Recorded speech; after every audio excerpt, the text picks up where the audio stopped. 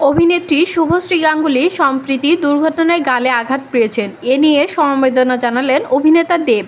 দেব বলেন, আমার ভীষণ খারাপ লেগেছে শুভশ্রীর এই অবস্থার কথা জেনে। আমি আশীর্বাদ করি খুব দ্রুত যেন ও সুস্থ হয়ে ওঠে। তবে এখানেই শুরু হয়েছে নতুন বিতর্ক।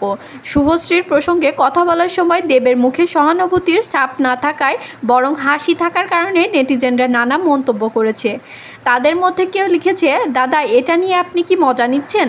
আবার কেউ বা অবাক হয়ে লিখেছেন, শুভশ্রীর এমন অবস্থাতেও দেবের মুখে হাসি বিশ্বাসই হচ্ছে না। আরেক দল বলেছে, দেব এখন নাকি অনেক অহংকারী হয়ে গেছে। তো বন্ধুরা, আপনাদের কি মনে হয়, সত্যিই কি দেব অহংকারী হয়ে গেছে নাকি ব্যাপারটা অন্য কিছু? কমেন্টে জানাতে ভুলবেন না। আর ভিডিওটি ভালো লাগলে লাইক, শেয়ার ও সাবস্ক্রাইব করে পাশে থাকবেন।